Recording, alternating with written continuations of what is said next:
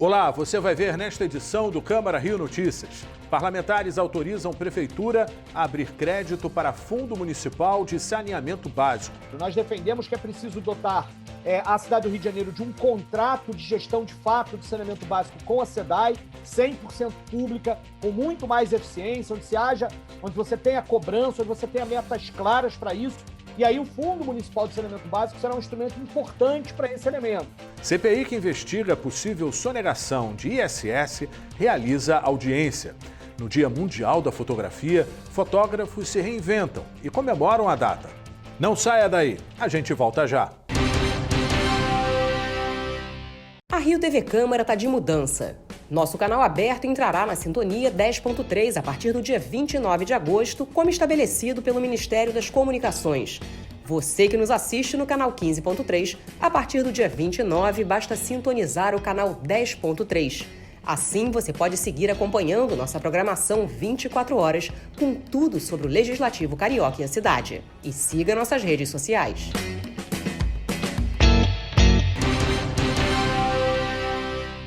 A gente começa essa edição do Câmara Rio Notícias com as informações da sessão plenária desta terça-feira. O repórter Renato Chapot traz os detalhes. A sessão começou com a discussão do veto total do Executivo ao projeto que cria gratificação extraordinária aos servidores da saúde durante a pandemia do novo coronavírus. O Executivo alega que o projeto apresentado tinha pontos inconstitucionais. O veto foi derrubado pelos vereadores e o projeto segue para promulgação. Na sequência, os vereadores aprovaram o projeto que cria o portal de transparência dos bens adquiridos durante a pandemia do novo coronavírus no município do Rio. Também foi aprovado em primeira discussão o projeto que autoriza o Executivo a abrir crédito em favor da Fundação Rio Águas. O dinheiro será destinado ao Fundo Municipal de Saneamento Básico. Acabamos de aprovar um projeto muito importante. O saneamento básico é, sem sombra de dúvida, um tema importante para a cidade do Rio de Janeiro.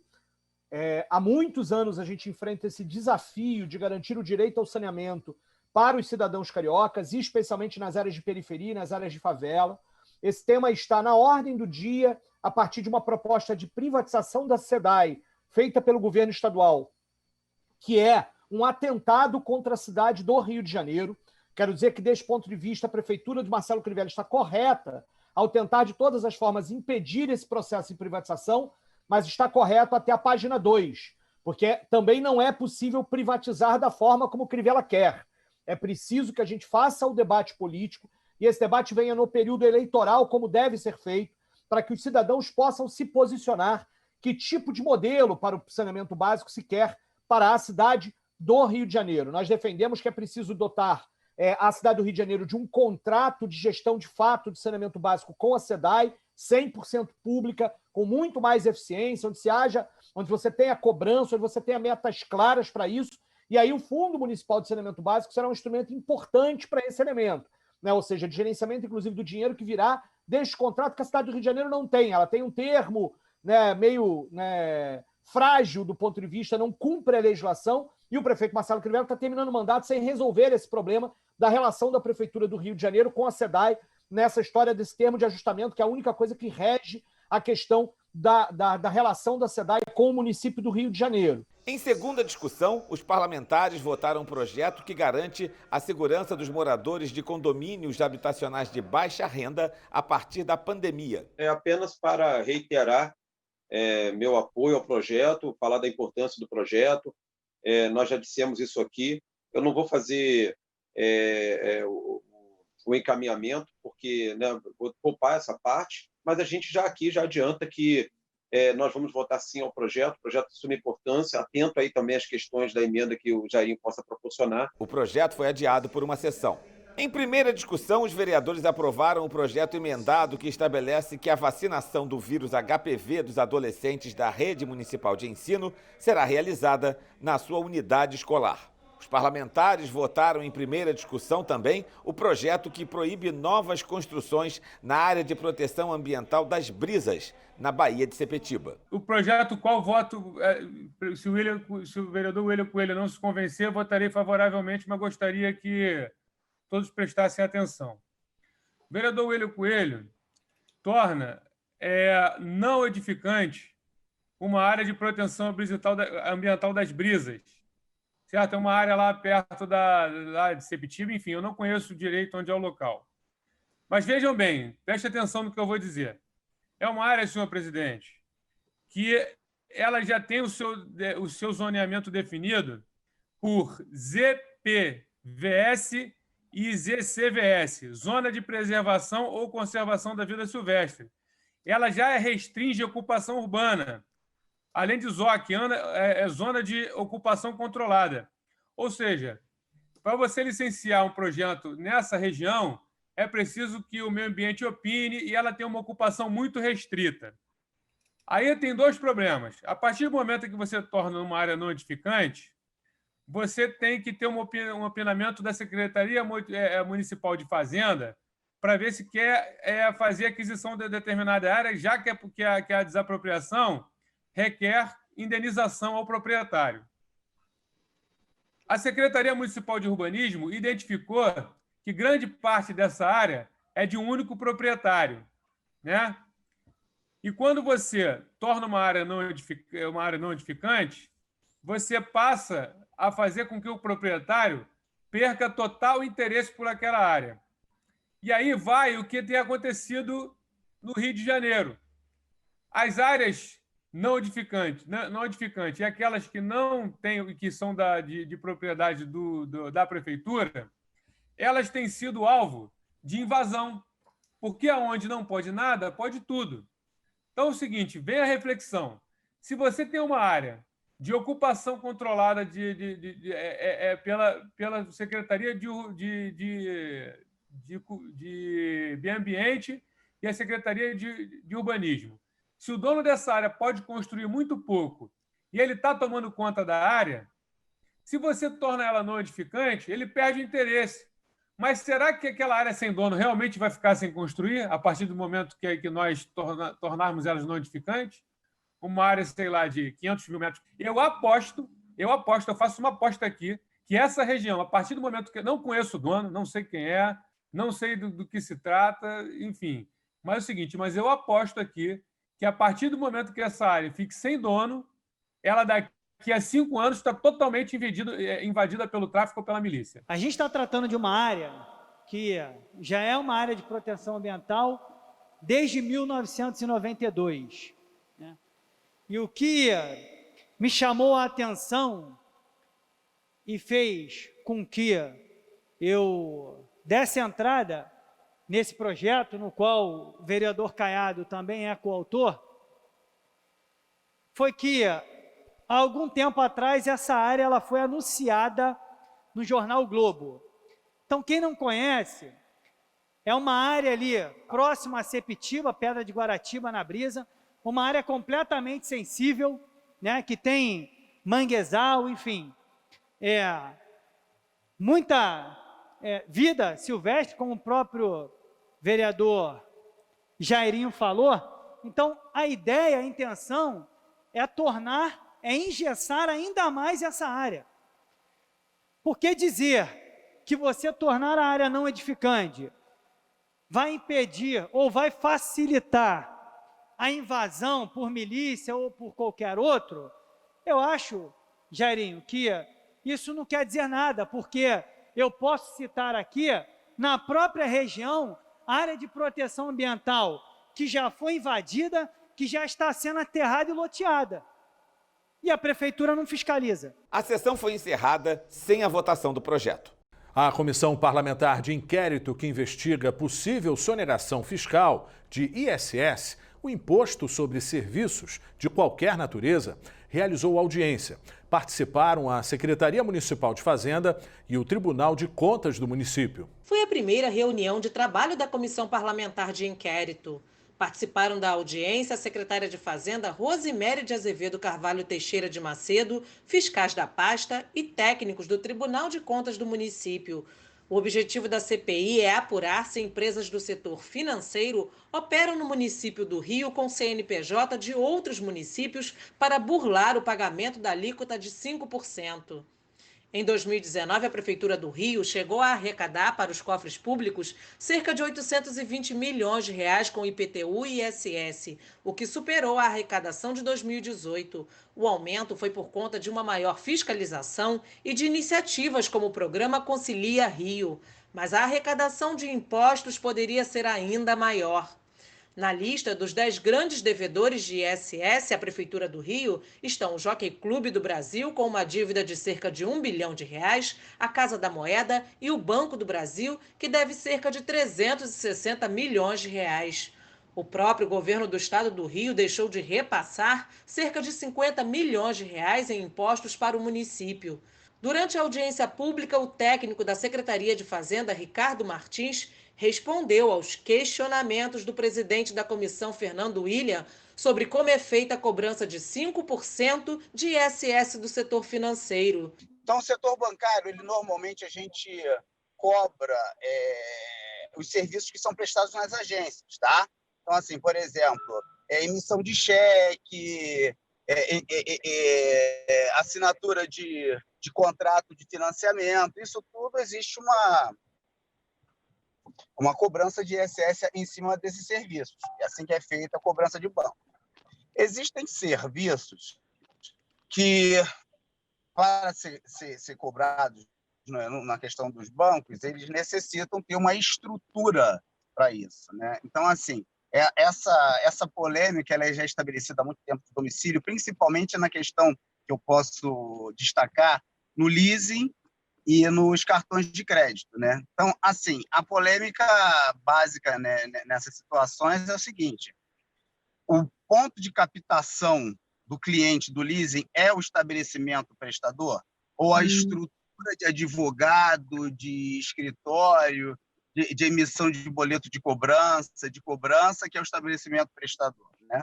Esse é o primeiro questionamento. Técnicos do Tribunal de Contas também trouxeram informações sobre a arrecadação no município. A Lei 157, com o objetivo de evitar essa guerra fiscal, é que ela determinou que, no caso do cartão de crédito, leasing, factory, é que o serviço deve ser arrecadado para o tomador, no local do tomador de serviço.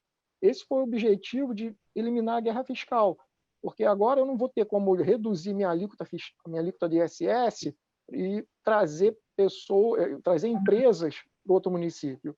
Então, o objetivo até da Lei Complementar 157 é tentar eliminar essa guerra fiscal. Mas, pelo que eu entendi, ela está suspensa, uma vez que o ministro Alexandre de Moraes suspendeu e ainda não foi julgado pelo plenário. Temos telefonia, o imóvel, o TIM.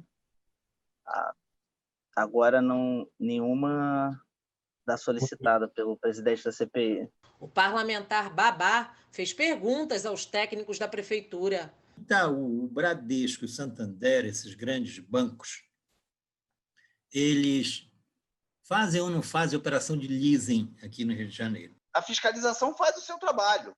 Ela lança as diferenças não recolhidas através do nosso programa de acompanhamento constante das instituições financeiras.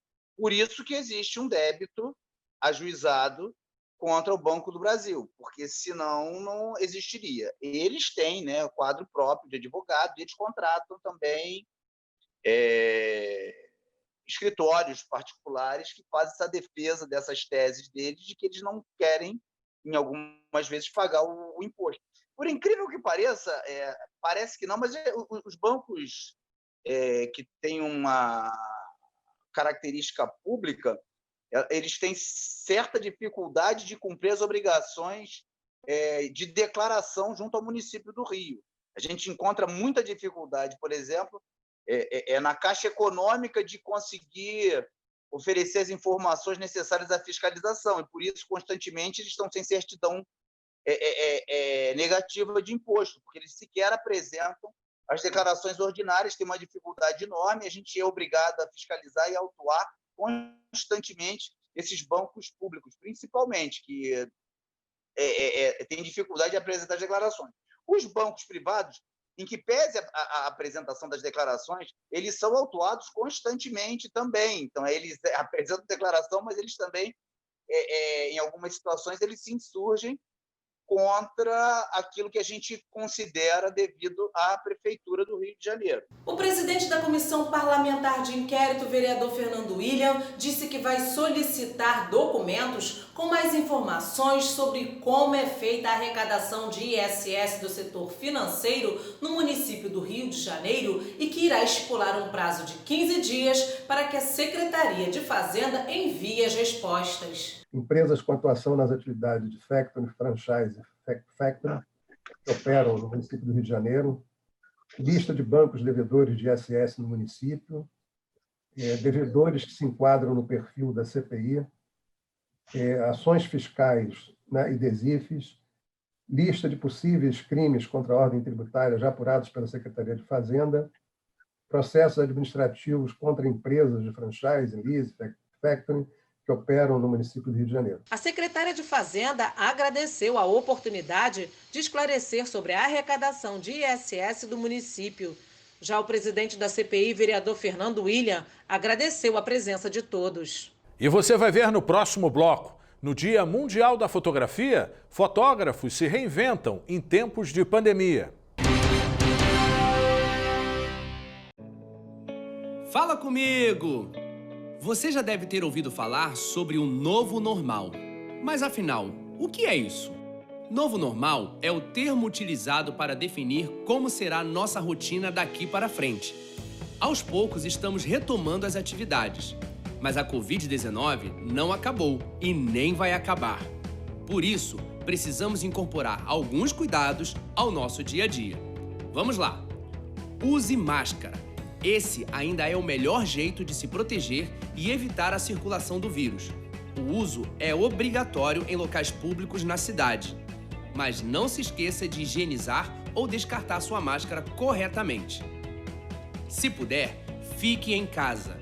Caso precise sair, mantenha a distância de 2 metros de cada pessoa e evite aglomerações.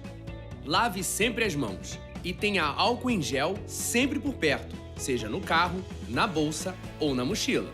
Ao chegar em casa, tire os sapatos, troque as roupas, higienize alimentos e sacolas. Fique atento. Capriche na limpeza dos ambientes e mantenha as janelas abertas. Evite o uso de ar-condicionado. Se for espirrar ou tossir, já sabe, proteja a boca e o nariz com um lenço de papel ou com os braços. Está com sintomas da Covid-19? Procure um médico imediatamente e evite circular por aí. Pratique a solidariedade. Ajude quem precisa, mesmo que seja apenas com informações. Isso pode fazer a diferença. Não é por um, é por todos.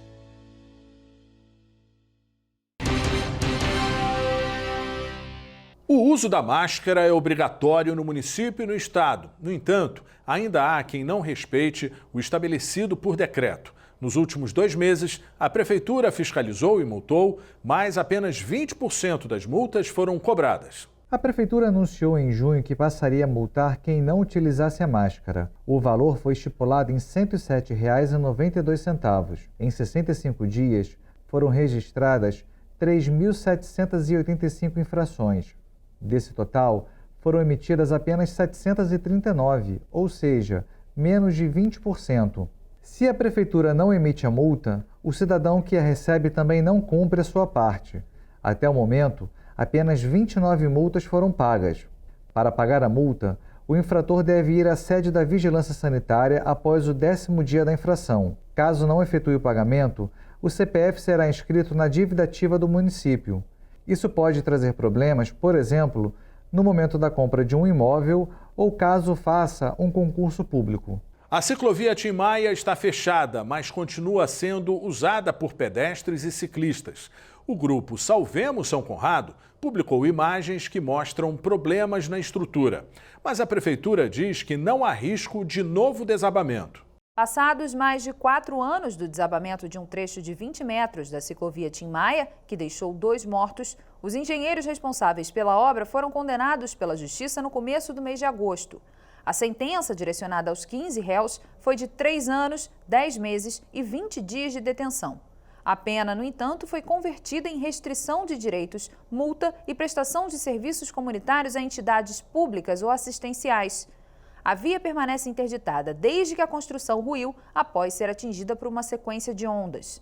Outras 2 partes desabaram posteriormente, mas sem deixar vítimas. Apesar disso, pedestres e ciclistas ignoram os riscos, o acesso proibido e continuam transitando pelo local que liga o Leblon, na Zona Sul, à Barra da Tijuca, na Zona Oeste da cidade. Para começar, logo da ciclovia, né, que foi depenada por pessoas que cortam aquele material de alumínio, que é vendido para ferro velho, para outros fins, não sei, que ela foi tanto ali da Barra da Tijuca, quanto ali na parte ali da Avenida Niemeyer, depenada. E aí foram tirando aquele gradeado, aquelas grades que cercam a ciclovia. Então, é uma série de coisas, né? Além da falta de conservação, que ela vai estar mal, não tem, ali deveria ter alguma guarda ali 24 horas naquele lugar, protegendo ali, tanto no lado da Avenida Niemeyer, quanto que liga a Barra da Tijuca a São Conrado. Deve ter ações para poder não... Estão roubando tudo, o negócio que foi gasto não sei quantos milhões. Eu não sei nem o cálculo, mas o que foi roubado só de alumínio ali também o valor é muito alto. Além de não haver fiscalização que impeça a circulação pela ciclovia, o lugar segue sem manutenção. O movimento Salvemos São Conrado, que luta pela preservação da praia do bairro há cerca de 10 anos, identificou o perigo. O grupo Salvemos São Conrado ele já existe há quase 10 anos. E a ideia é conscientizar as pessoas sobre a questão de lixo deixado nas praias, nas ruas.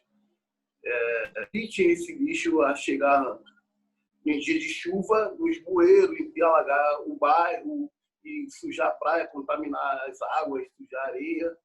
A nossa ideia é essa, conscientizar as pessoas e também aproveitando sobre a orientação para os surfistas e educar-os a ter cuidado de corrente, dia de mar forte, de ondas fortes. É um trecho muito perigoso, as ondas são fortes, a onda bate em épocas do ano, muita força do mar, com ondulações de sudeste, elas são perigosas, e foi a questão que 2016 desabou, que matou 2 pessoas. Naquele acidente, foi uma tragédia, uma onda gigante, ela foi lá em cima, na Niemeyer, uma altura de quase 50 metros de altura. E todo mundo fica preocupado, né? Mas eu acredito que o que foi feito ali não foi tão corretamente feito. Deveria ter observação no dia a dia da ciclovia, dos problemas que não só o mar, quanto da floresta também, ali naquele local, e de chuva desabou novamente, graças a Deus não teve feridos, não teve acidente. A Prefeitura do Rio de Janeiro anunciou uma nova licitação para a manutenção da ciclovia Tim Maia no valor de R$1,5 milhão, mas o processo licitatório não foi concluído devido à pandemia do novo coronavírus. Inaugurada em janeiro de 2016, a ciclovia desabou no mês de abril seguinte. O que era para ser um ponto turístico em ano de Olimpíada no Rio, custou quase R$45 milhões aos cofres públicos. Em nota, a Secretaria Municipal de Infraestrutura, Habitação e Conservação informou que a GeoRio realiza vistorias semanais na Avenida Niemeyer e na ciclovia Tim Maia e que não há qualquer risco estrutural em nenhum ponto. Afirma ainda que há uma estrutura de mais de 25 toneladas apoiada, sem nenhum ponto solto, e que a recuperação completa está prevista na licitação. A distância do clique. No Dia Mundial da Fotografia, vamos conhecer o olhar diferenciado de profissionais que, no meio da pandemia do coronavírus, descobriram uma nova técnica de trabalho: a fotografia remota. Elas viraram tendência em tempos de pandemia. A fotografia remota pegou carona na era das lives, como uma forma criativa de conviver com o isolamento social. Muitos fotógrafos aderiram aos aplicativos para continuar trabalhando e registrar um novo cotidiano. Acabou se tornando uma fonte de renda alternativa. O fotógrafo Bruno Alencastro descobriu que a janela representava a fronteira entre o mundo exterior e a parte de dentro da casa. Nasceu o ensaio Obscura. Eu fechei toda essa janela que eu tenho, uma grande fonte de luz que eu tenho aqui na minha sala, e deixei uma abertura do tamanho de uma moeda, assim, uma moeda de R$1, assim, 4 centímetros de diâmetro de um círculo. Foi o suficiente para projetar o mundo lá fora, aqui na parede de casa. Então, essa tela que tem aqui atrás, essa parede branca, virou uma tela de cinema com o mundo lá fora. né? Ele foi projetado aqui dentro. E o que acontece por uma questão daí de física, né? A propagação retilínea da luz, que é, na verdade, esse fenômeno físico que acontece, é que o mundo é representado de cabeça para baixo. A imagem, ela projeta o mundo lá fora, só que de cabeça para baixo. Os fotógrafos apostaram em um olhar diferenciado para registrar o afeto em um momento tão delicado. Apesar da distância do clique, os trabalhos não apagam a identidade do profissional. Ao mesmo tempo que significou um desafio, também traduziu uma nova técnica de trabalho. Os fotógrafos e as fotógrafas estão diante dessa seleção, assim, uma seleção que ela de espaço, né? Então, lentes e objetivas que vão delimitar um assunto, e também de tempo, né? Vamos registrar esse tempo, né? Durante um período de exposição, a gente vai fazer esse clique e vai congelar a imagem, esse instantâneo, assim, né? E isso ganha um outro significado trazido para os dias de hoje, assim, né? A gente continua aplicando esse recorte espaço-temporal, mas tem um fator distância aí envolvido que ganha um outro significado agora nesse contexto de isolamento em que cada pessoa está, enfim, fotógrafo e fotografado estão em ambientes separados, assim, né? Acostumado a cobrir a moda internacional, Yudi Richelli acredita ter encontrado uma forma de trabalhar no Brasil quando estiver fora do país. Ele é responsável pelo projeto À Distância de um Clique. Hoje ele criou 2 orçamentos, as fotos presencial e remota. Uma novidade que agradou a um público acostumado com sessões de fotografia, as celebridades. E aí, conversando com um amigo meu, eu decidi criar A Distância de um Clique, que o meu projeto ele deu-se esse nome, né? A Distância de um Clique, e o intuito dele era me manter conectado com as pessoas mesmo à distância. E aí logo comecei a convidar umas amigas, comecei a convidar algumas outras celebridades também que eu trabalho, e se tornou um nicho muito grande profissionalmente falando, porque acabou que aquela situação que eu estava de querer brincar, de não parar de fotografar, digamos assim, virou um trabalho. Agora ele cuida de tudo, cenário, luz, produção. Um aprendizado que transformou o produto final em uma marca ainda mais registrada. Neste vídeo é possível confirmar o novo estilo. Eu acho que a diferença era da questão de entrosamento entre o profissional, eu no caso, e o fotografado. Porque, por exemplo, eu fiz uma campanha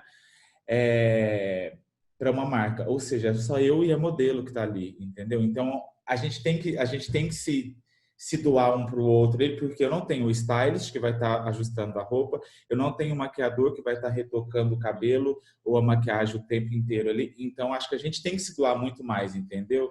E ter mais essa atenção, que às vezes não dependia só de mim, sabe? Então, eu tive que virar 10 pessoas no momento da foto. Neste momento em que a tecnologia é tudo, o Encontro Internacional de Fotografia do Rio de Janeiro, Foto Rio, será virtual. O coordenador, Milton Guran, está ansioso com a 13ª edição.